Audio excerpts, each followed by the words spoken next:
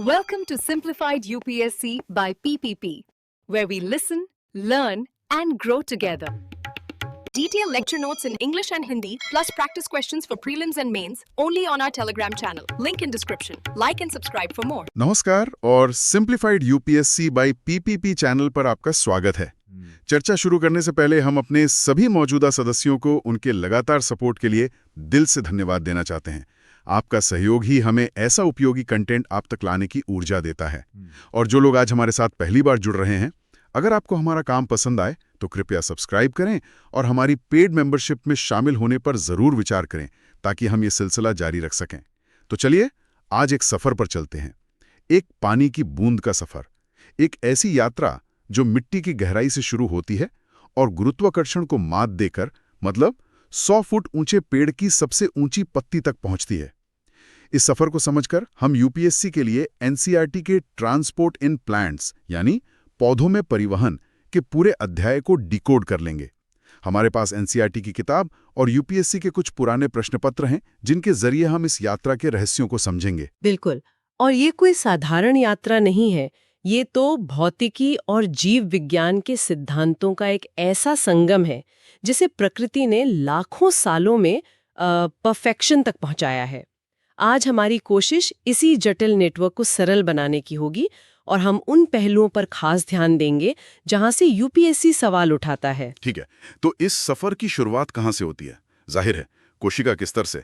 कोई भी चीज पौधे के अंदर या बाहर जाने से पहले एक कोशिका की दीवार को पार करती है। ये होता कैसे है? यहाँ 3 मुख्य प्रक्रियाएं हैं और इनके बीच का अंतर समझना बहुत जरूरी है। पहली है विसरण, डिफ्यूजन। डिफ्यूजन, ठीक है। ये सबसे सरल है। इसमें अणु बस अपनी ज्यादा मात्रा वाली जगह से कम मात्रा वाली जगह की तरफ जाते हैं। अच्छा। इसमें कोई ऊर्जा नहीं लगती, जैसे कमरे में अगरबत्ती जलाने पर उसकी खुशबू अपने आप फैल जाती है, बिल्कुल वैसे ही। यानी कोई खास मेहनत नहीं करनी पड़ती पौधे को? बिल्कुल नहीं।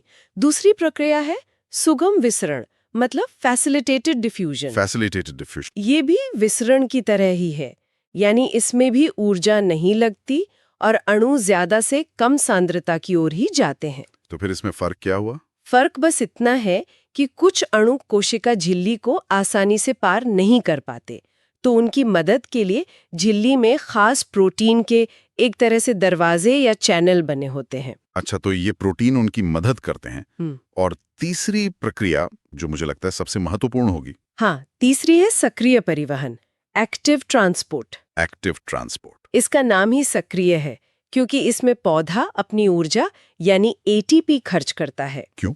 ऊर्जा क्यों खर्च करनी पड़ती है? ऐसा इसलिए क्योंकि ये प्रक्रिया अणुओं को उनकी सांद्रता के विरुद्ध, मतलब कम से ज्यादा मात्रा वाली जगह की ओर धकेलती है। ओ अच्छा, उल्टा। हाँ बिल्कुल। इसे आप एक वाटर पंप की तरह समझ सकती हैं जो पानी को नीचे से ऊपर टंकी में चढ़ाता है। पौधा इसी पंप का इस्तेमाल करके मिट्टी से जरूरी खनिजों को अपनी जड़ों में इकट्ठा करता है, भले ही जड़ों में उन खनिजों की मात्रा मिट्टी से ज्यादा हो। अच्छा, तो पौधा ऊर्जा खर्च करके अपनी जड़ों में मिनरल जमा कर रहा है। अब जड़ों में पानी भी है और ये मिनरल्स भी। लेकिन पौधे में तो पानी की गति सिर्फ कंसंट्रेशन पर निर्भर नहीं करती। मैंने वाटर पोटेंशियल या जल विभाव जैसा कुछ सुना है। क्या ये वही चीज है या कुछ अलग है? ये एक बहुत ही मजेदार और मौलिक कॉन्सेप्ट है। जल विभव को समझने का सबसे आसान तरीका है इसे पानी का मूव करने का मूड समझना। पानी का मूड? ये तो मजेदार है। हाँ, शुद्ध पानी जिसमें कुछ भी मिलावा नहीं है, वो पूरी तरह से आजाद है और उसका मूव करने का मूड सबसे ज्यादा होता है। तो हम उसे एक स्टैंडर्ड मानकर 0 कहते हैं। ठीक है, शुद्ध पानी का मूड सबसे अच्छा है यानी 0। बिल्कुल। जैसे हम उस पानी में कोई विलेय जैसे चीनी या नमक मिलाते हैं तो पानी के कुछ अणु उस चीनी से बंध जाते हैं, मतलब वो व्यस्त हो जाते हैं। इससे उनका मूड करने का मूड या घूमने फिरने की आजादी कम हो जाती है। ये मूड अब 0 से कम यानी नेगेटिव हो जाता है। और पानी का एक ही सीधा नियम है, वो हमेशा ज्यादा मूड वाली जगह से कम मूड वाली जगह की तरफ जाता है, यानी कम नेगेटिव से ज्यादा नेगेटिव की तरफ। एग्जैक्टली। वाह, ये तो बहुत आसान हो गया। तो इसी से परासरण मतलब ऑस्मोसिस जुड़ा हुआ है। जी, परासरण यही है, एक अर्धपारगम्य झिल्ली के पार पानी का अपने उच्च जल विभव से निम्न जल विभव की ओर जाना। इसी से जुड़ा एक और शब्द है जीव द्रव्य कुंचन यानी प्लाज्मोलिसिस। प्लाज्मोलिसिस। जब आप कोशिका को एक ऐसे घोल में रखते हैं जिसका मूड यानी जल विभव कोशिका के अंदर के पानी से भी कम, ज्यादा नेगेटिव हो, तो पानी कोशिका से बाहर भाग जाता है और कोशिका सिकुड़ जाती है। समझ गया। तो अब हमारी पानी की बूंद जड़ के अंदर आ चुकी है। अब असली चुनौती शुरू होती है, गुरुत्वाकर्षण के विरुद्ध 100 फीट ऊपर चढ़ना। ये तो किसी जादू जैसा लगता है। ये प्रकृति के सबसे बेहतरीन इंजीनियरिंग का नमूना है। इसे वाष्पोत्सर्जन, खिंचाव मॉडल या ट्रांसपिरेशन पुल मॉडल कहते हैं। Transpiration pull? हाँ, पहले समझते हैं कि पानी जड़ में जाइलम, एक्सिलम तक कैसे पहुंचता है। इसके दो रास्ते हैं। दो रास्ते। एक है एपोप्लास्ट। इसमें पानी कोशिकाओं के बीच की खाली जगह और कोशिका भित्ति से होकर गुजरता है, जैसे गलियों से निकलना। दूसरा है सिम्प्लास्ट, जिसमें पानी कोशिका के अंदर घुसकर एक घर से दूसरे घर के अंदर से होकर जाता है। लेकिन इन दोनों रास्तों पर पौधे का कोई नियंत्रण तो होगा, कोई चेक पॉइंट? बिल्कुल। एंडोडर्मिस नाम की एक परत पर एक सिक्योरिटी गार्ड खड़ा होता है, जिसे कैस्पेरियन पट्टी कहते हैं। कैस्पेरियन पट्टी?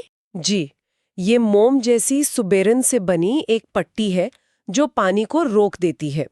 ये एपोप्लास्ट वाले गली वाले रास्ते को ब्लॉक कर देती है और पानी को मजबूर करती है कि वो कोशिका झिल्ली को पार करके ही अंदर जाए। अच्छा, तो ये एक तरह का गेटकीपर है। एक तरह से पौधे के वैस्कुलर सिस्टम का सिक्योरिटी गार्ड है। ये सिर्फ पानी के बहाव को नियंत्रित नहीं करता, बल्कि मिट्टी में मौजूद हानिकारक पदार्थों या रोगाणुओं को सीधे जाइलम में घुसने से भी रोकता है। ये पौधे की रक्षा की पहली पंक्ति है। एक मिनट, मुझे यहाँ कुछ समझने में दिक्कत हो रही है। आपने कहा कि ये सब एक निष्क्रिय प्रक्रिया है जिसमें पौधे की ऊर्जा नहीं लगती। हाँ, लेकिन गुरुत्वाकर्षण के विरुद्ध 100 फीट तक पानी खींचना, इसमें तो जबरदस्त ऊर्जा लगनी चाहिए।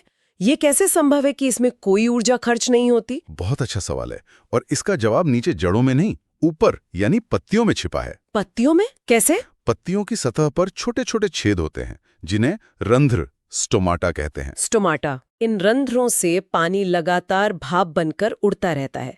इसी प्रक्रिया को वाष्पोत्सर्जन, ट्रांसपिरेशन कहते हैं।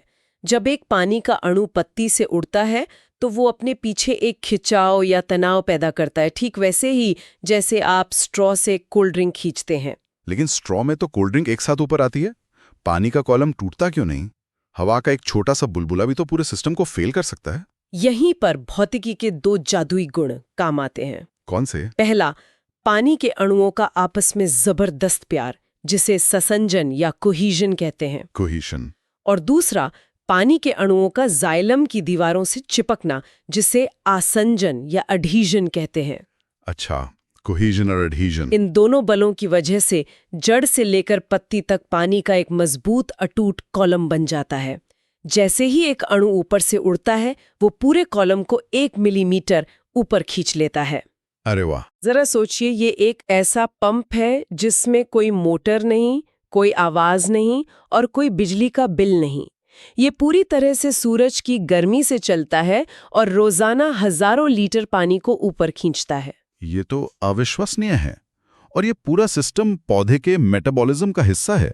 मुझे याद है यूपीएससी ने 2013 में इसी से जुड़ा एक प्रैक्टिकल सवाल पूछा था। हाँ। कि फलों को कोल्ड स्टोरेज में रखने से उनकी शेल्फ लाइफ कैसे बढ़ जाती है।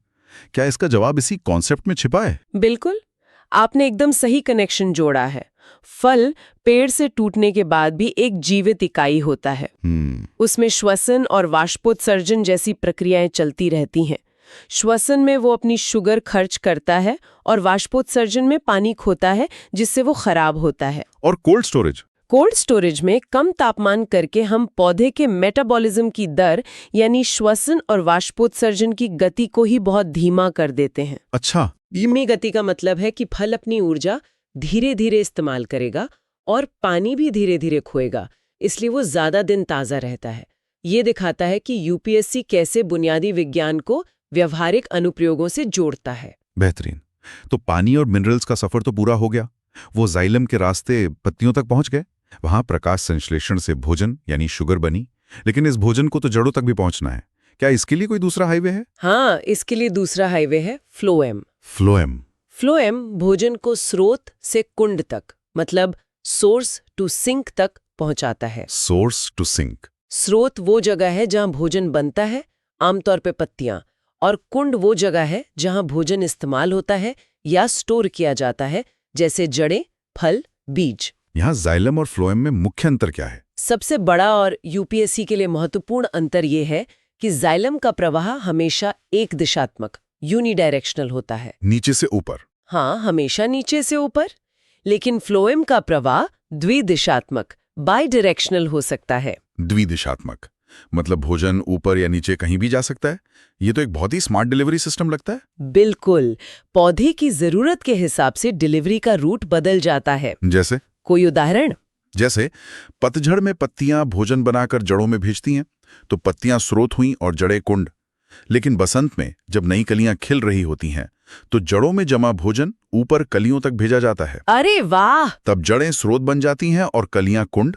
ये पूरी प्रक्रिया दाब प्रवाह परिकल्पना या प्रेशर फ्लो हाइपोथीसिस पर काम करती है। अच्छा, हमने बात की कि जाइलम मिनरल्स को ऊपर ले जाता है।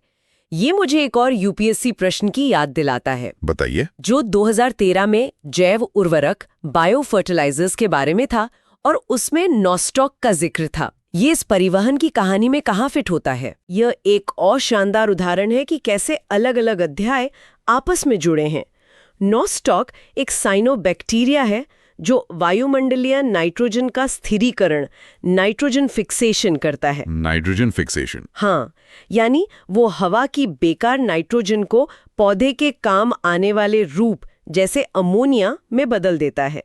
ये बदला हुआ नाइट्रोजन अब मिट्टी में एक जरूरी खनिज के रूप में उपलब्ध है। और फिर हमारा परिवहन सिस्टम काम में आता है। एग्जैक्टली। जड़ें इस उपयोगी नाइट्रोजन को मिट्टी से सोखती हैं और फिर जाइलम वाला हाईवे इस जरूरी खनिज को पौधे के हर हिस्से तक पहुंचाता है जहां इसकी जरूरत होती है।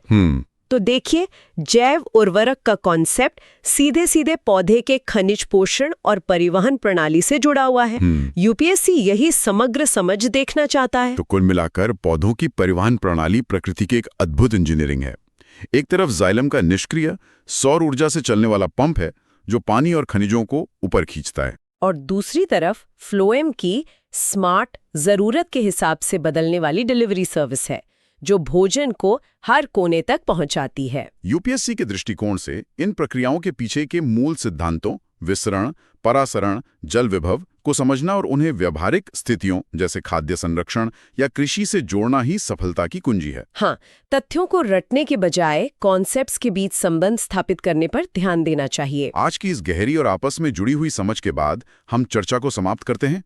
अगर इस तरह की चर्चा आपकी तैयारी में मदद करती है तो हमें सपोर्ट करने के लिए simplified UPSC by PPP channel को सब्सक्राइब करने और हमारी मेंबरशिप के बारे में सोचने पर विचार जरूर करें। और हमारे श्रोताओं के लिए आज का अंतिम विचार, वाष्पोत्सर्जन खिंचाव जो बिना किसी हिलने वाले हिस्से के चुपचाप गुरुत्वाकर्षण के विरुद्ध हर दिन हजारों लीटर पानी सैकड़ों फीट ऊपर ले जाता है। ये अविश्वसनीय रूप से कुशल है।